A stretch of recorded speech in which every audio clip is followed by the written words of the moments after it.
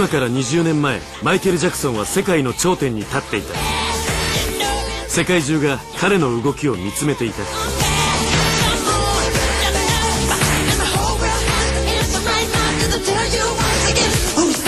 彼がキング・オブ・ポップであることに異論を唱える者はいなかった。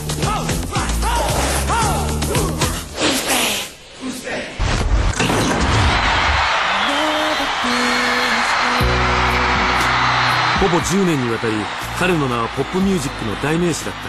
マイケル・ジャクソンの何が特別だったのだろうか。 Michael is so successful and he's accomplished so much in his life that I personally feel that it has led him down a very lonely road. Michael was a singing, dancing sensation. He took the music to a completely different level. Very few individuals who have been allowed to have that kind of fame. Oh, what a cost, though. At what cost?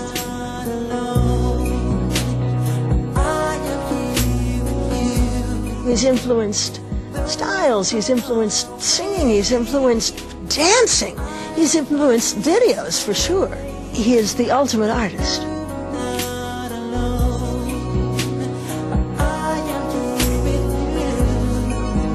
しかしマイケルは変わり者が多いショービズの世界においてさえ奇妙な人間だとみなされるようになっていく。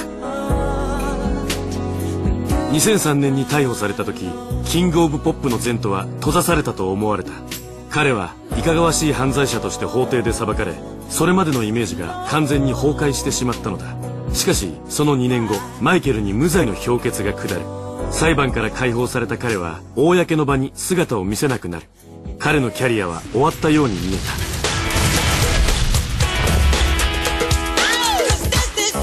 しかしマイケルは戻ってきた。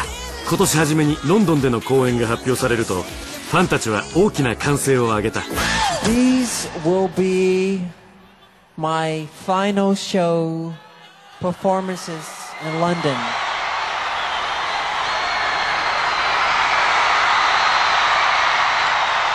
ゴシップにまみれたマイケルだが、そもそもこれほど世界中に注目されるのは彼の音楽の魅力ゆえだ。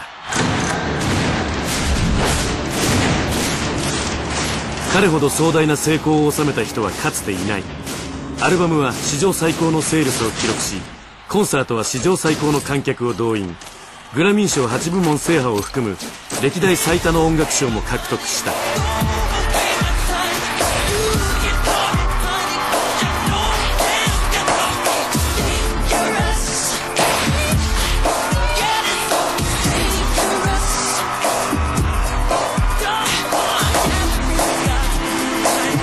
80年代から90年代にかけてがキング・オブ・ポップの全盛期だった。しかし70年代もジャクソン兄弟がヒットチャートを支配していた。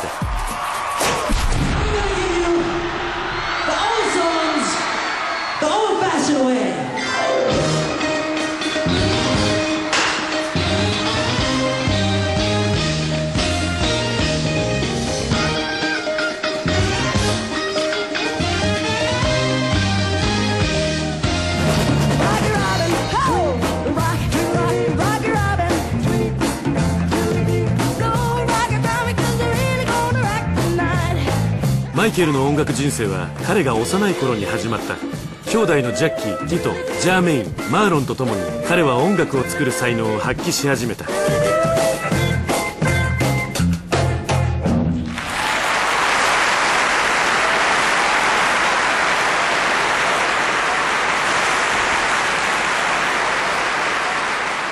The next thing we're gonna do was one of the songs, one of our family things, so I hope you enjoy it.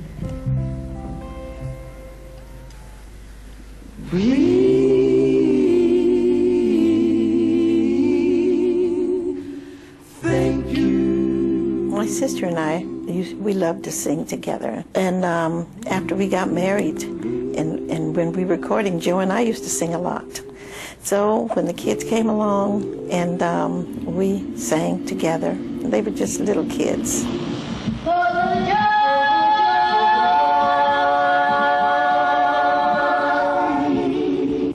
television would break down and it's snowing outside, we'd just sit in the house and sing all day on Saturday and Sunday or something like that until we got the TV back. We sang country western songs, and we'd sing folk songs. And I discovered then they had perfect harmony, and so that's what happened. マイケルは1958年にインディアナ州で生まれた。地元の製鉄所で働いていた父親のジョーは自分自身がミュージシャンになる夢を持っており、初めは子供たちの才能に気づかなかった。I said, why don't you listen to them? I think they sound pretty good. And so he finally, after persuading him, he finally listened. Tita was playing a Motown song, and we started making harmony, and he said, wow. So he started investing time and money into getting instruments and us getting together and start singing more Motown music.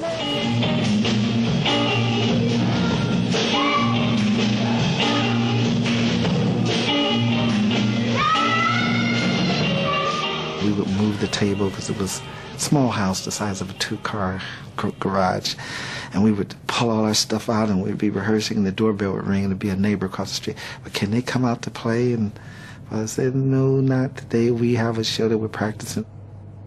He started working with them every single day, and he never let go. He never stopped, and he kept pushing them to improve and to get better and to get better. And yes, they did.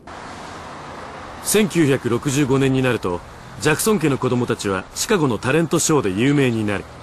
そしてベリー・ゴーディが設立したモータウンレコードのオーディションを受けるチャンスが巡ってくる。 We'd like you to meet the man that was responsible for getting the whole Motown story started, president of the Motown Record Corporation, Mr. Berry Gordy. Hi, old buddy. I realized that Michael had something very, very special.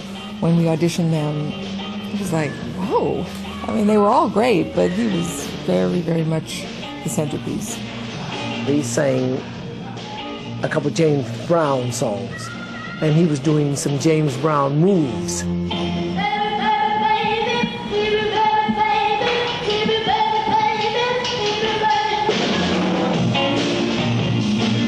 We just took what James had to offer and added some Michael to it. Berry Gordy absolutely was blown away by the Jackson 5, like we all were. The focal point of them was Michael because he was so young and so tiny and so talented. It was like looking at a little old man performing.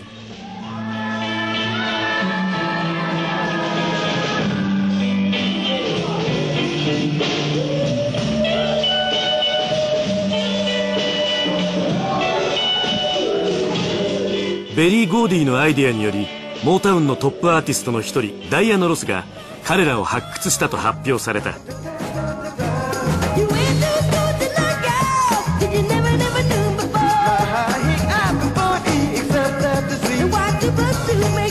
1969年ベリー・ゴーディはジャクソン5にロサンゼルスツアーを行わせ彼らは注目されることになる。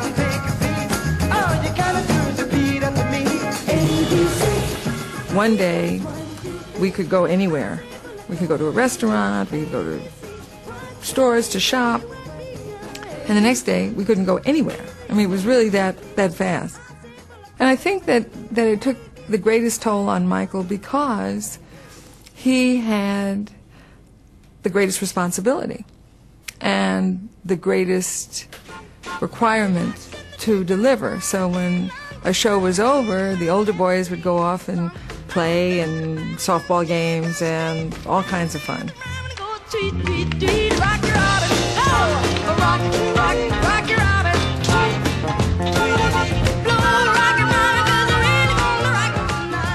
Michael never had that sense of freedom to go and do and run and jump unless it was on some private property someplace.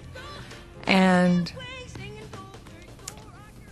you have to remember when you're 9 years old or 10 years old, that's like very early to lose all sense of freedom. Even then, he was an introvert. I remember coming off stage one day and I came through this room that we had to go through to get to our dressing room, and it was kind of dark, you know. And Michael was just sitting on a bench over in the corner in the dark, just him, you know. I said, Michael. I said, why you just, you know, what's the matter? He said, oh, nothing. You know, he's always kind of been like that.